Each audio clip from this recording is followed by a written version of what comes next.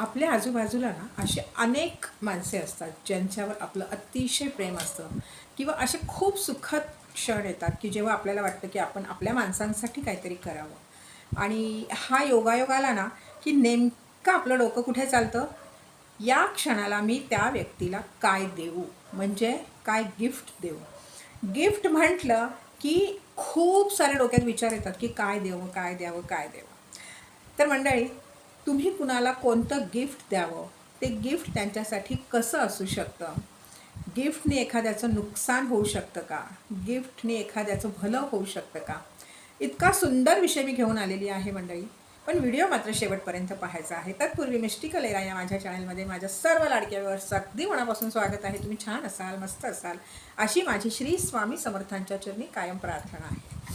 तर मंडळी, खूपदा असं होतं की आपल्याला कुणाला तरी गिफ्ट द्यायचं असतं आणि आपण नेमकं कुठलं गिफ्ट द्यावं या विवंचनेमध्ये अडकतो. आपण खूप जणांना विचारतो की मी काय गिफ्ट देऊ शकते किंवा कोणाला देताना काय गिफ्ट द्यावं. बरं, त्याच्यामध्ये पण असं असतं की लहान मुलं आहेत त्यांना काय द्यावं, मग मुली आहेत त्यांना काय द्यावं, स्त्रियांना काय द्यावं, पुरुषांना काय द्यावं, मुलांना काय द्यावं.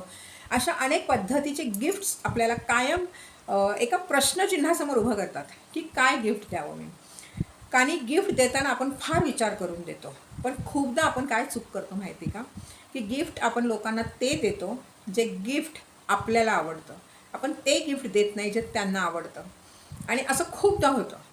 आणि तुम्ही बिलीव करणार नाही, तुम्ही जर एखादं गिफ्ट कोणाला देता ना, त्या गिफ्टने एखाद्याचं आयुष्य बदलू शकतं. तर गिफ्ट नेमकं काय द्यावं आणि गिफ्ट काय देऊ नये हे मी सांगते. सुरुवात मी लहान मुलांपासून करणार आहे. आपण लहान मुलांना गिफ्ट्स देतो, आपण खेळणी देतो, बरंच काही देतो, बरोबर. पण आपण हा विचार करत नाही की लहान मुलांना गिफ्ट देताना ती मुलं त्या खेळण्यांचा जितका पसारा करतील तेवढा त्या घरातल्या मोठ्या व्यक्तींना त्रास होतो, कारण तो त्यांना आवरावा लागतो. त्यामुळे आजकालच्या घरामध्ये तुम्ही पाहाल तर सगळे आईवडील जॉब करतात आणि मुलं घरामध्ये खेळणारी असतात. त्याच्यात काय होतं, मुलांना बाहेर नेणारं कोणी नसतं आठवड्याभरामध्ये. त्याच्यामुळे मुलं खूप पसारा करतात खेळण्यांचा आणि मग ते आई वडील बिचारे थकून आलेले असतात आणि मग ते मुलांवर आरडाओरड करतात की तू का पसरवलं, तू असं का केलं, तू तसं का केलं, आणि मग त्या मुलाला त्यामुळे ओरडा खायला मिळतो. तर मुलांना गिफ्ट देताना असं द्या गिफ्ट की ज्यानं त्यांचं स्मरणशक्ती चांगली होईल, की ज्यानं त्यांची क्रिएटिव्हिटी वाढेल. कुठल्या तरी पद्धतीचं गिफ्ट तुम्ही असं देऊ शकता. तुम्ही वेगवेगळे पझल्स देऊ शकता किंवा तुम्ही आता तर अशा खूप स्लेट्स निघालेल्या आहेत की ज्याच्यावर तुम्ही पेनाने काही करू शकता आणि तुम्ही डायरेक्ट त्याला ओल्या फडक्याने पुसू शकता. असं तुम्ही काहीतरी देऊ शकता किंवा तुम्ही कॅरम देऊ शकता. तुम्ही त्यांना वेगवेगळ्या कार देऊ शकता. पण असे छोटे छोटे गिफ्ट आवाजाचे देऊ नका, जेणेकरून मुलांना तुम्ही अडवू शकत नाही. आणि सगळ्यात महत्त्वाचं म्हणजे मुलांना कधीही रिव्हॉल्वर खेळायला द्यायची नाही. रिव्हॉल्वर तर अजिबात द्यायची नाही. कारण काय होतं, या गोष्टी मुलं खेळायला लागतात आणि त्यांच्या डोक्यात एक वेगवेगळ्या विचारांना त्यांचं डोकं भंडावून जातं.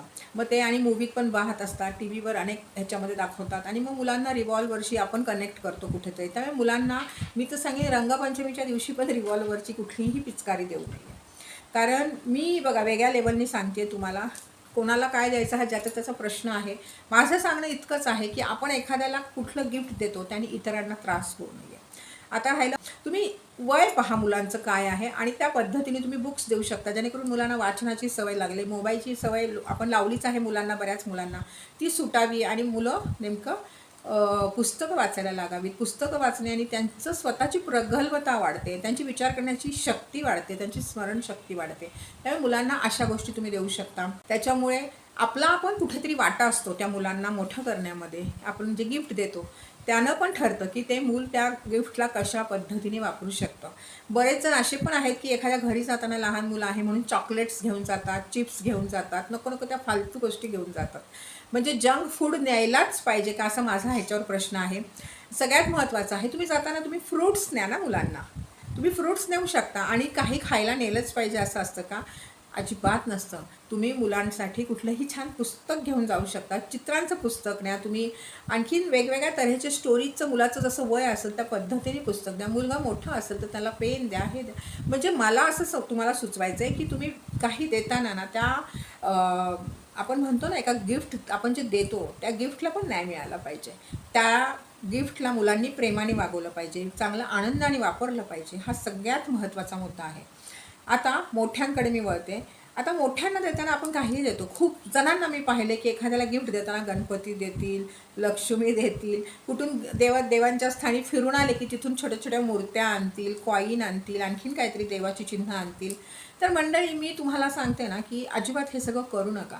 देव ही शोभेची वस्तू नाही आहे मुळात. कारण तुम्ही आणलेले, आज तुम्ही अनेक जणांच्या जर घरी गेलात तर तुम्हाला देव देव्हाऱ्यामध्ये कमी दिसतीलच, पण जास्त तुम्हाला शोकेसमध्ये दिसतील. देव हा शोकेसमध्ये राहण्याची गोष्ट नाही आहे आणि शोसाठी देव नक्कीच नाही आहेत.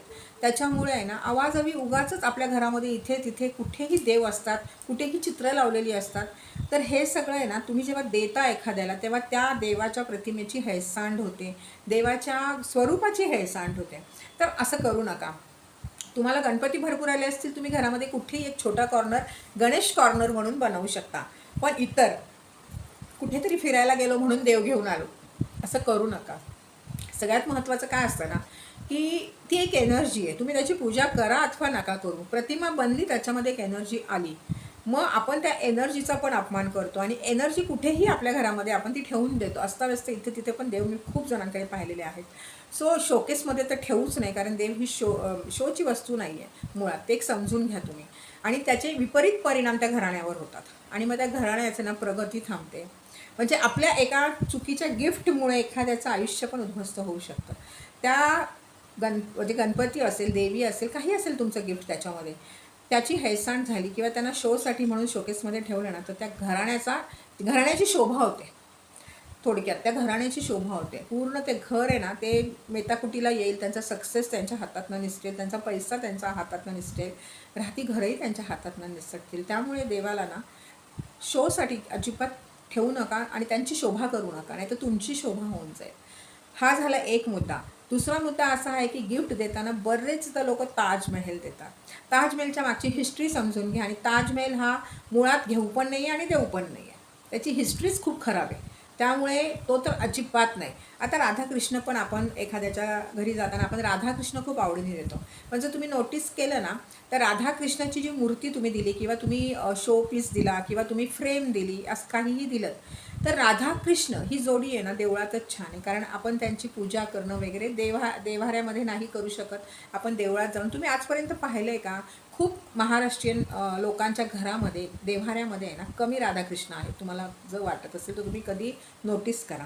फ्रेममध्ये असतील, मूर्तीमध्ये असतील, मूर्ती स्वरूप असेल, असं काही असेल, पण आपल्या देव्हाऱ्यामध्ये राधाकृष्ण आपण नाही ठेवत. याचं कारण असं आहे की राधा आणि कृष्णाच्या अनेक बायका होत्या असं म्हटलं जातं, आपण पुराणात वाचलेलं आहे. त्यांच्या बायका होत्या, पण राधा ही त्यांची मैत्रीण होती. पण ज्या घरात, तरी तिला देवी स्वरूपात मानलं गेलेलं आहे, कारण देवांचं नातं आहे ते एका वेगळ्या लेवलचं नातं किंवा एक वेगळी ती प्रतिमा आहे. त्यांचं प्रेम वेगळं होतं, त्यांचं प्रेम अलौकिक होतं, त्याला एक वेगळं देवत्व होतं, त्याला एक वेगळं स्वरूप होतं. आपली ती पोच नाही आहे. त्यामुळे बघा, राधाकृष्ण हा गिफ्टचा विषय मुळात नाही आहे. पण नाही की 100% असं होतं. ज्यांचं खूप वेगळ्या लेवलची उच्चकोटीची साधना आहे ना, तिथे हे घडणार नाही. पण जिथे जास्त देवपूजा होत नाही, काही घरामध्ये देवांवर विश्वासच नाही आहे असं म्हटलं जातं ना, तर अशा ठिकाणी मात्र ह्या गोष्टी लवकर घडतात. कारण गुरुकृपाच नसतं तिथे. म्हणजे कुठल्या गोष्टीने देव त्यांच्या पाठीशीच उभा नसतो, तर त्या ठिकाणी हे घडतं. त्यामुळे मंडळी, हा बघा, हा विषय असा आहे ना की खूप खोल विषय. हा मी एका छोट्या व्हिडिओमध्ये तुम्हाला नाही समजावू शकणार. पण मला असं वाटतं ना की शक्य तितकी ग्रंथ आपल्या घरामध्ये कमी असावेत.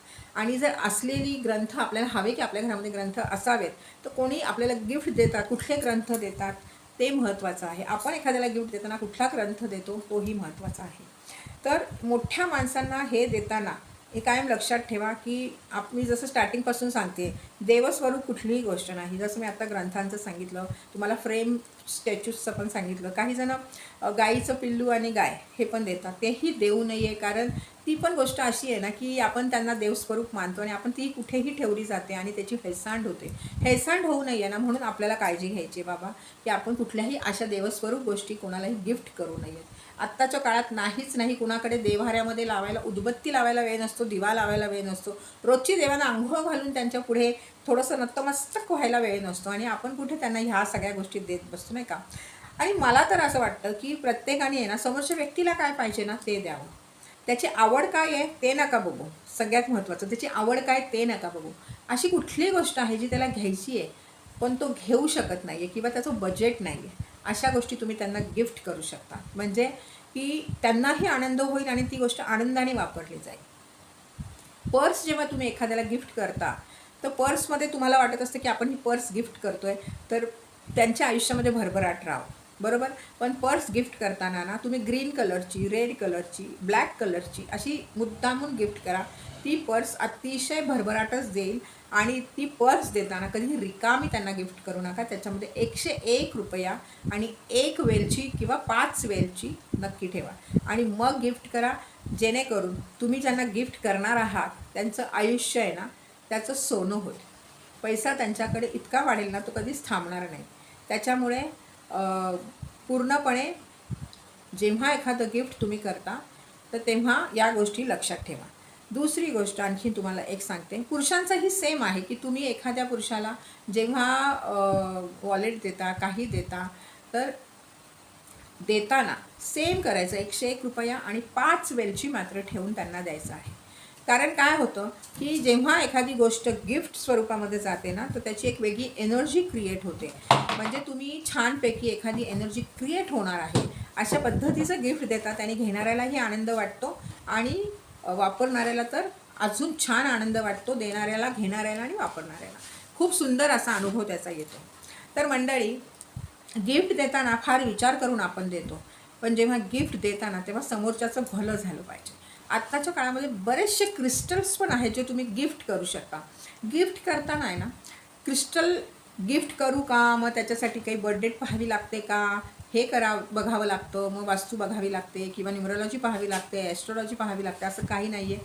क्रिस्टलमध्ये तुम्ही कुठलंही क्रिस्टल कुणालाही गिफ्ट करून त्यांच्या आयुष्यामध्ये एक वेगळी पॉझिटिव्हिटी आणू शकता. ज्यांचा हेल्थ खराब आहे त्यांना हेल्थसाठी तुम्ही ब्रेसलेट देऊ शकता. ज्यांच्याकडे पैशांचा प्रॉब्लेम आहे त्यांना पैशांसाठी एक ब्रेसलेट गिफ्ट करू शकता.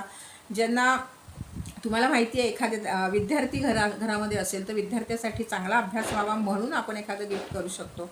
तर गिफ्ट करण्याचे अनेक वेगवेगळे मार्ग आहेत की तुम्ही काय गिफ्ट करा. आता आणखीन एक गोष्ट आवर्जून सांगते, एखाद्याला तुम्ही परफ्यूम गिफ्ट करता, तुम्ही अत्तर गिफ्ट करता ना, तर अशा लोकांना आहे ना, जेव्हा तुम्ही गिफ्ट करता परफ्यूम, अत्तर वगैरे, तेव्हा त्यांच्याकडनं ॲटलिस्ट 11 रुपये रिटर्न घ्या किंवा एक रुपया घेऊ आता छोटा झाला 1 रुपया, पण 11 रुपये तरी रिटर्न घ्या.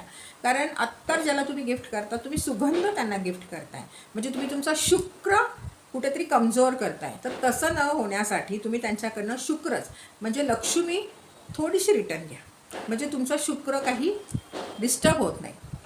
रुमाल कुणाला गिफ्ट करायचा नाही. रुमाल जर तुम्हाला गिफ्ट करायचा असेल तर तुम्ही तेव्हा पण त्यांच्याकडनं थोडे पैसे घ्यायचे, 11 रुपये तुम्ही रिटर्न घेऊ शकता. कारण प्रत्येक वेळी आहे ना आपण एखाद्याला गिफ्ट करतो ना, अविचारी मन ठेवून गिफ्ट करतो, विचार करत नाही, आपल्याला आवडतं ते आपण गिफ्ट करतो. तर मंडळी, एखाद्याचं घर खराब होईल अशा पद्धतीचे गिफ्ट्स कधीच करू नका.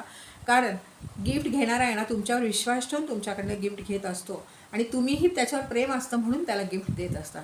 पण असं कधीही करू नका की फ्रेम्स वगैरे तर अजिबात मी तर सांगेन कुणाला देऊ नका. कारण वास्तूच्या हिशोबाने जर तुम्ही बघाल ना तर त्या फ्रेम्स आपण कुठेही अशा नाही लावू शकत. गिफ्ट देताना तुम्ही अशा गोष्टी गिफ्ट द्या ना त्याचा वास्तूशी काहीही संबंध येणार नाही, देवांशी काहीही संबंध नाही आहे. तर त्यामुळे गिफ्ट देताना ह्या 2 गोष्टींचा आहे ना प्रचंड विचार करा. लहान मुलांनाही गिफ्ट देताना खूप विचार करा की ह्या मुलाला मी गिफ्ट देताना काय विचार करू, म्हणजे काय दिलं पाहिजे ह्या मुलाला मी गिफ्ट देताना, हे सगळा विचार तुम्ही निश्चित करा. कारण खूपदा काय होतं ना, लहान मुलांना गिफ्ट देताना खूप विचार करा. कारण ती बालमन आहे, बालमनावर कुठल्या पद्धतीने कसा परिणाम होईल सांगता येत नाही. मंडळी, मला वाटतं गिफ्ट देण्याचे खूप सारे तुम्हाला मार्ग आहेत की कुठलं द्यावं, काय द्यावं. चप्पल वगैरे तर अजिबात देऊ नका तुम्ही. एखादा कुठलीही गोष्ट अशी द्या ना की त्या व्यक्तीला वापरताना आनंद होईल. पण गिफ्ट देताना फार विचार करून गिफ्ट द्या. अननेसेसरी तुमचेही पैसे वेस्ट होऊ नयेत म्हणून खास हा व्हिडिओ बनवलेला आहे. व्हिडिओ जास्तीत जास्त शेअर करा. बऱ्याच लोकांना त्यांच्याकडनं चुका होत असतात आणि होत्याचं नव्हतं होतं या गिफ्ट्समुळे. तर त्यामुळे मंडळी, किंवा काही लोक अशी पण असतात की गिफ्ट घेतात पण ते त्यांना आवडत पण नाही ॲक्च्युली, आणि ते इतरांना वाटून टाकतात, अक्षरशः बाहेर देऊन टाकतात ते गिफ्ट घेऊन. मग काय फायदा ना तुम्ही एखाद्याला गिफ्ट देता आणि ते तुमचं गिफ्ट वापरतच नाही आहे. आता मी माझं सांगते, मला ना माझं काही असेल आणि मला खूप जण गिफ्ट देतात, पण मी लिटरली सांगते मला नका देऊ गिफ्ट. कारण मला ना गिफ्ट घेऊन येणं लोकांचे पैसे वेस्ट करायचे नसतात. भले त्यांचं माझ्यावर खूप प्रेम आहे, त्यांनी माझ्यासाठी देवापुढे एकदा हात जोडला ना तरी माझ्यासाठी खूप आहे. पण अजिबात माझी इच्छा असते की कोणी मला गिफ्ट देऊ नये. याचं कारण सांगते तुम्हाला. बऱ्याच वेळा माझी चॉईस फार वेगळी आहे. म्हणजे कोणी काही दिलं तरी मी नाही घेऊ शकत आणि मला आवडतही नाही ॲक्च्युली. मी ते काही गोष्टी नाही पटकन वापरत. मला नाही आवडत. मग त्या तशाच पडून राहतात. आणि मी ते न वापरल्यामुळे काय होतं ना, समोरच्याचं लक्ष असेल की मी ताईंना हे दिलं आहे आणि ताईंनी नाही वापरलं ना, तर ते दुःख त्यांना होतं. त्यामुळे मी आवर्जून सांगते की कुठलीही गिफ्ट मला देताना माझ्या लोकांना सांगते की एक तर मला घेऊन चला बरोबर, काय तुम्हाला मला द्यायचं आहे, मी तिथे पसंत करेन ते मी घेईन. मुळात देऊ नका, पण अगदी मनापासून इच्छा आहे ना, तर या पद्धतीने मला तुम्ही गिफ्ट द्या. मग मला स्वतःला जावं लागतं खूपदा. आधी तर मी नाही घेत, पण जावं लागलं तर मग त्या पद्धतीचं गिफ्ट घेते जे मला आवडतं. आणि अगदी साधं घेते, स्वस्तवालं गिफ्ट घेते. मी महाग घेत नाही, पण जे मला आवडेल असं, जे मी वापरेल असं घेते. तर तुम्हालाही ज्यांना गिफ्ट द्यायचं ना, तुम्ही त्यांना बरोबर नेऊ शकता. त्यांना हवे ते गिफ्ट द्या. तुमच्या मनाने तुम्हाला हवे असलेलं गिफ्ट कधीही कुणाला देऊ नका. याच्यापुढे गिफ्ट घेताना मात्र खूप काळजी घ्या. आणि या व्हिडिओला जास्तीत जास्त शेअर करा, कारण ह्या चुका खूप जण करत असतात. तर मंडळी, व्हिडिओ आवडला असेल तर लाईक करायला विसरायचं नाही आहे. सबस्क्राईब नसेल चॅनलला केलं तर चॅनल सबस्क्राईब करायला विसरायचं नाही आहे. मिस्टिकल एराशी जोडलं जाण्यासाठी मात्र चॅनलला सबस्क्राईब करावंच लागेल.